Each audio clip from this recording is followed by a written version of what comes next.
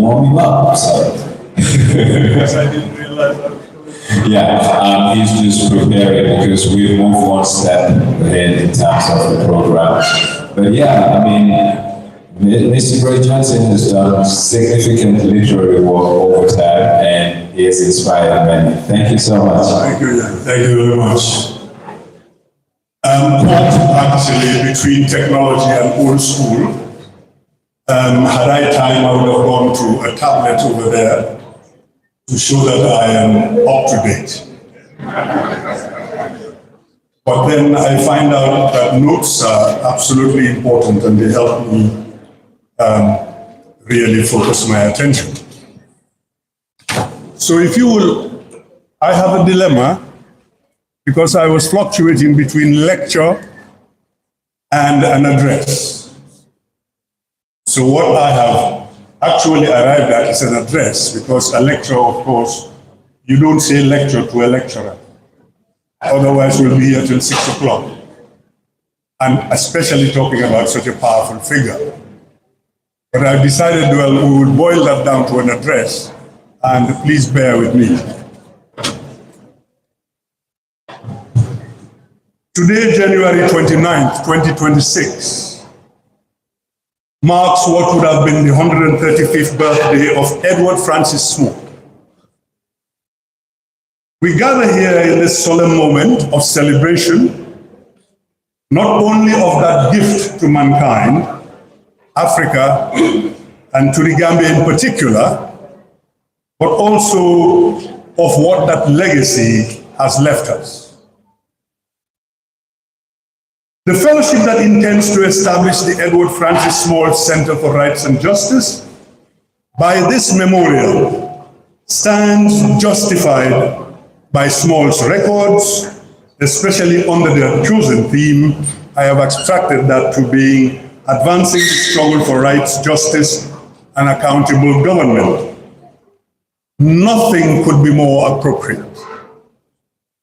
Ladies and gentlemen, the consonance is worth our attention, even if only of its courage to establish and recognize the cruciality of rights and justice as major ingredients in any menu for human development.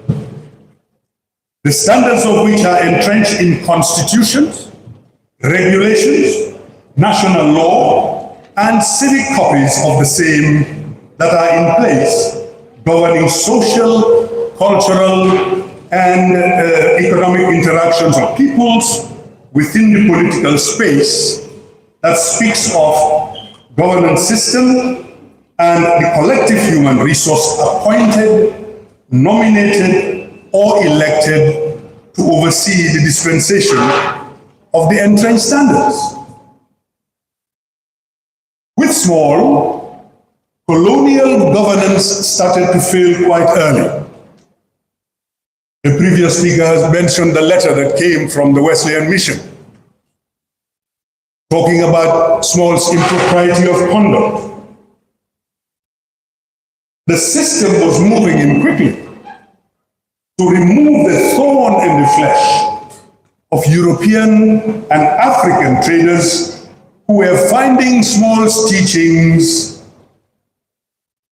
quite disrupting of the exploitative extras that they were making over the heads of the illiterate farmers, robbing them by donkey, scale, and bushel of their returns from labor in agricultural production.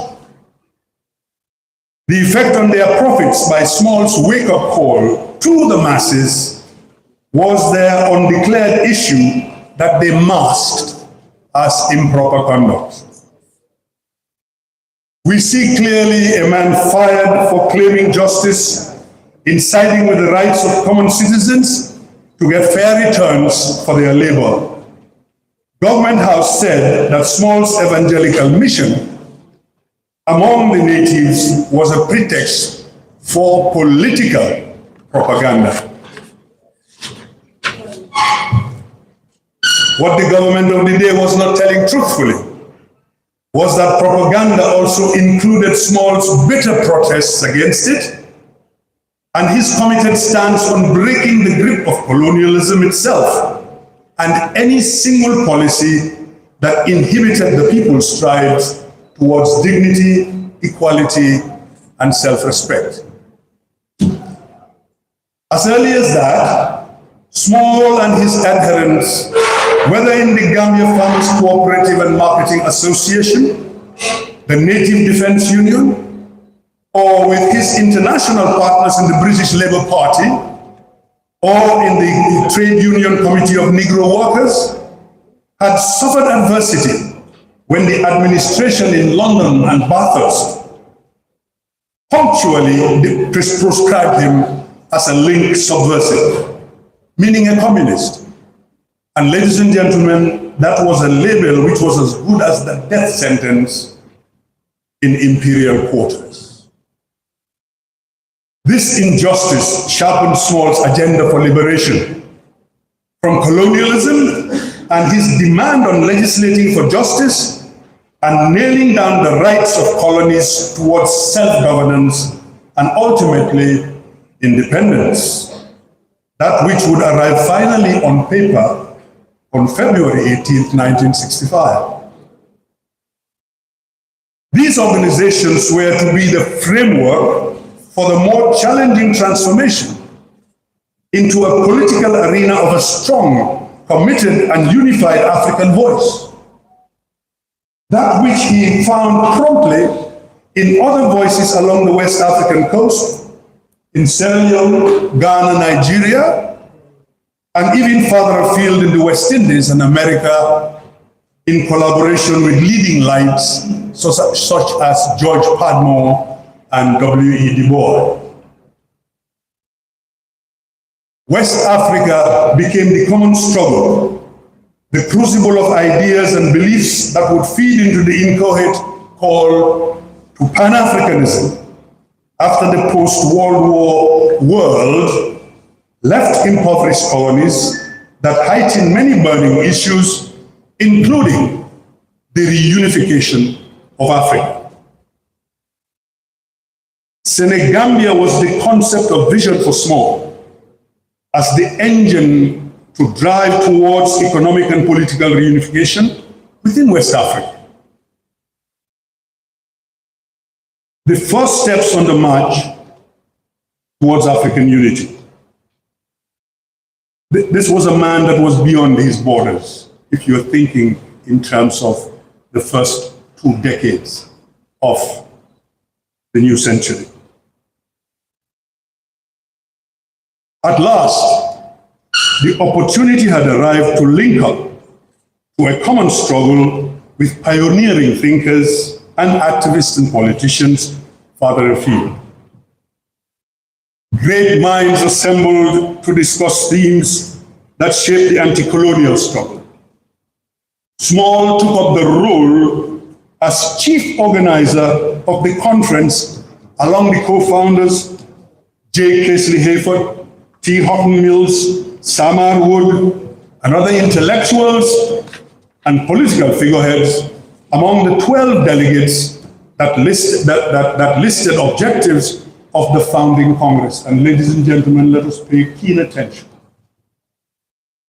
The resolutions came out of that conference in Accra to agitate for full racial representation of the African peoples in the government of the colonies, to promote unity of purpose and action among West Africans on matters of economic interest, to establish a university, colleges, and academies for racial education and the diffusion of African history and culture among the masses. And Resolution 3, to defend land rights of the natives against exploitation in any shape or form, for legislative, municipal, judicial, and land reforms, economic development, self-determination, and a West African press union. When we consider the venue, ladies and gentlemen, for this event, in the auditorium of the university of the Gambia. Let us cast our minds back to Resolution 2 in part, to establish a university, colleges and academies for racial education and the diffusion of African history and culture among the masses. Let us underline that resolution. Resolved in 1920. Think, ladies and gentlemen, and consider the human resource value that the University of the Gambia has added to the Gambia and its development in just 27 years since its founding in 1999. Think of the vision of Small for a university in 1920 and what human resource capacity we have been denied by the authorities that ignored that call.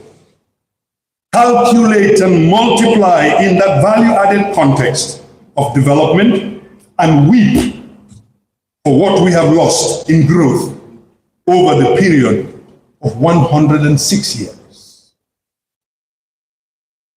Small returned from Accra and sprang to action with the Gambia branch of the NCBWA, with membership of mainly low-paid clerks and office workers. Over time, the branch became a major pressure group that took quickly to vocalizing the resolutions and calling for development, especially that towards self-determination. All common people who wish to challenge the government channel their wills and woes through the NCBWA. Homeowners were vocal against the heavy hot tax and came out in mass rallies to make the government aware of their grievances. Many were opposed to the high government taxes, and Small himself was particularly concerned with the absence of Africans in the committees that decided the disbursement of the funds from those taxes. Small petitioned the British and international committees using the slogan, "No taxation without representation." He insisted that if Africans were expected to pay such huge taxes, they must be nominated, or even better, elected into the committees responsible for the disbursement and appropriation of the national purse.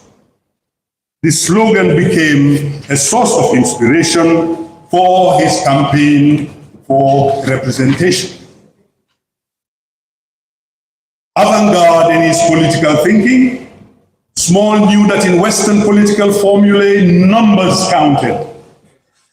Since the Liberal government of Prime Minister William Ewart Gladstone had introduced the secret ballot in Britain in 1872, the trend had strengthened people's faith in the one-man, one-vote principle, with the added blessing of privacy in such crucial political expression. Since power lay in numbers, it was prudent to organize around votes to consolidate and win interests. Thus, politics was thrust center stage, and for Small, representation in the civic bodies of the colony had become an imperative. In 1931, Small establishes the Committee of Citizens that qualified as the first political party in the Gambia.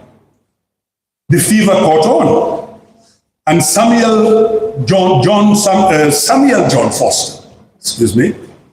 later SASAM, creates the rival Gambia Representative Committee to begin the battle for seats in the Batos Urban District Council. Whether it was in the Batos Trade Union he founded in 1929, that translated into the Gambia Labor Union in 1935, people's participation was essential to progress. In 1947, the people voted for Small, who became the first African, they called them Africans in the colonial days, Gambian, to the Legislative Council, the cabinet of the colony.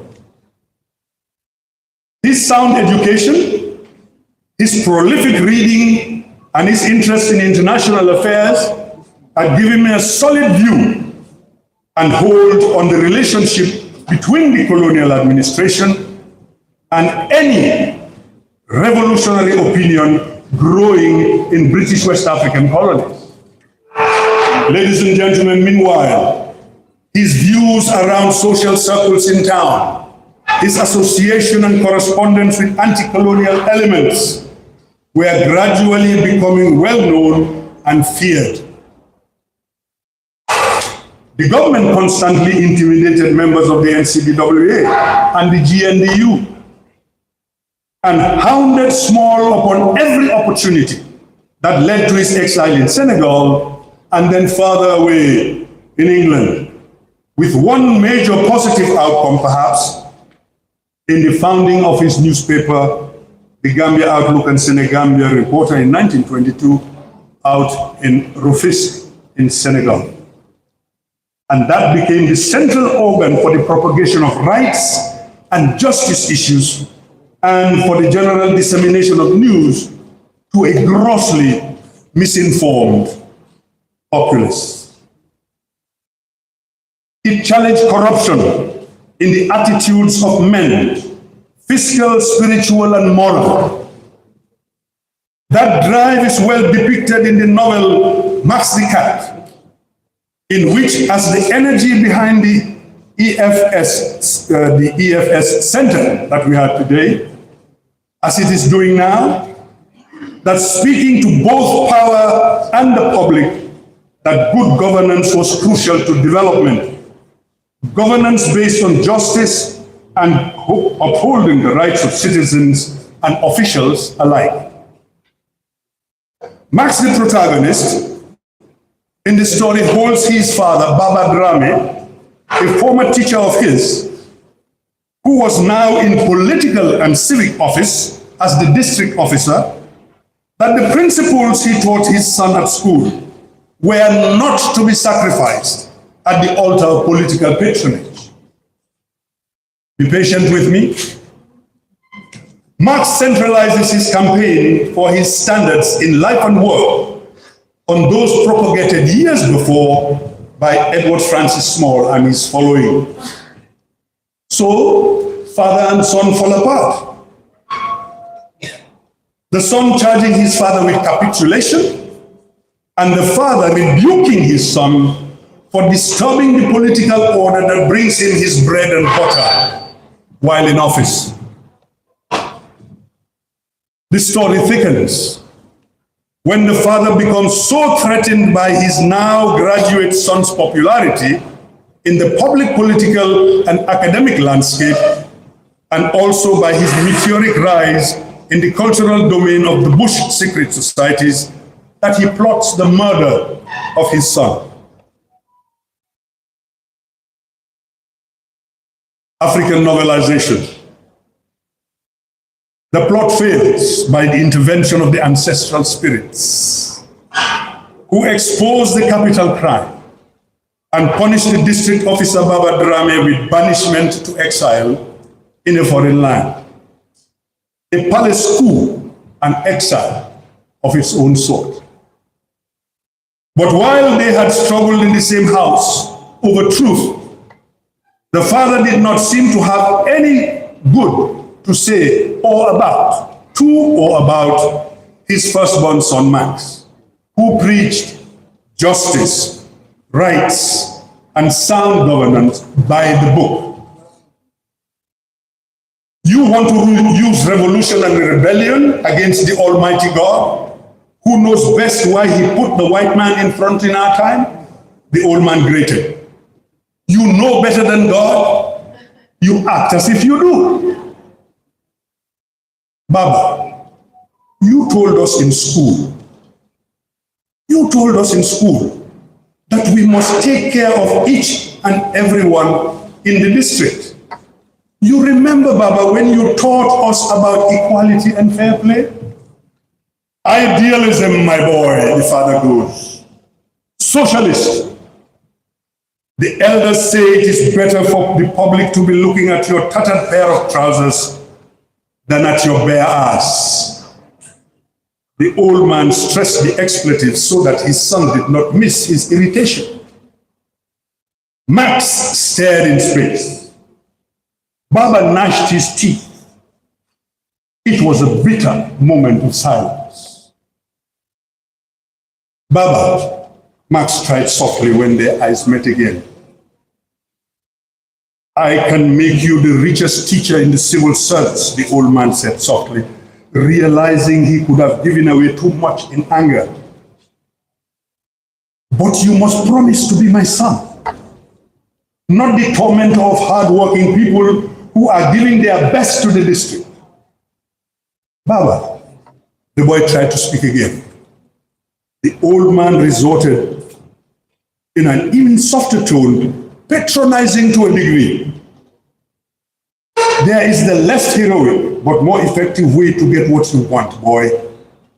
I had to learn it while in office. All those big ideas and all those dreams disappear when you face the reality of office.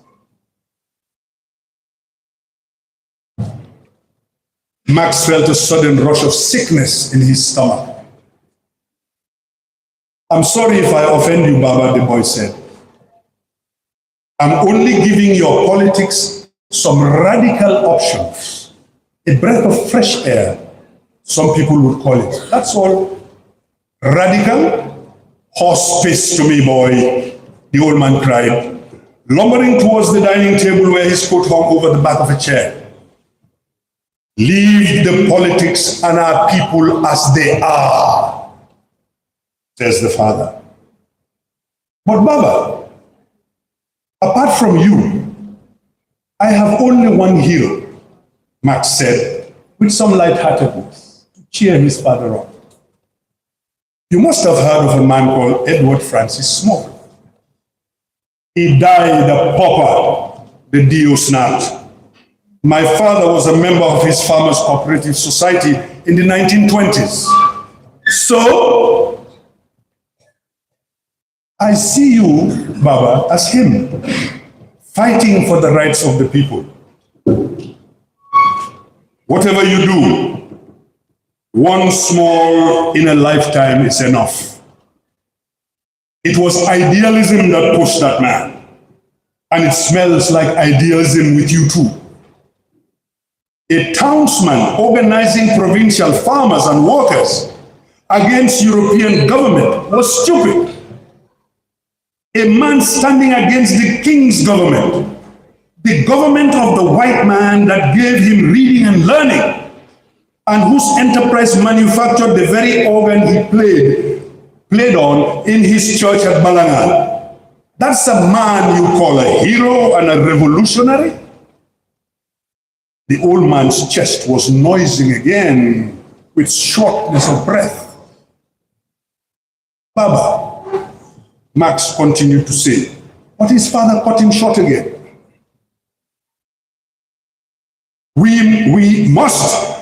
Why must someone from the household of the district officer be part of this? Max answered candidly, the democratic choice of patriotism. The black man must find knowledge with which to plan, design, and reestablish his place in the world. Your trouble is that no one should own anything, the district officer moaned softly. Your club hates it when people make headway in the government. For you, every rich politician is a thief. Money in the bank is wrong. Living a happy life is wrong. The district officer got up strenuously from the chair and ambled towards his son. He was breathing rapidly. Go to your classroom and be a good teacher, Baba said crustily. I am thinking beyond just teaching. I think of the day when we can train our young ones from primary school to university, right here at home, the boy answered. History will remember you for a university more than it will remember you as Max the Revolutionary. Baba dressed in his coat and walked towards the door. He did not say goodbye to his wife Nabari, who he knew was listening from her bed inside the room. Suddenly, he turned around when he reached the door. Take my word, boy, his jaws tightening. Apart from you, who else ever talks about Edward Francis Small? Who? This is where you come in at the end of the story. Edward Francis Small's Center for Rights and Justice. You are answering the district officer on behalf of his son Max. You have summoned the masses who will talk about Edward Francis Small from here on, and who will take forward the vision and his patriotism by insisting on orderly and lawful activism for the rights and justice of citizens. Your objectives and actions towards them must embrace the wisdom of the great Malcolm X when he said, "A people don't lose freedom overnight. They lose it by accepting injustice one day at a time."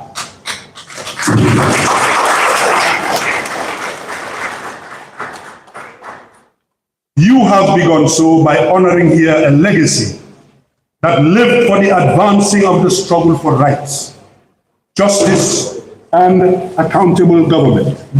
Excuse me.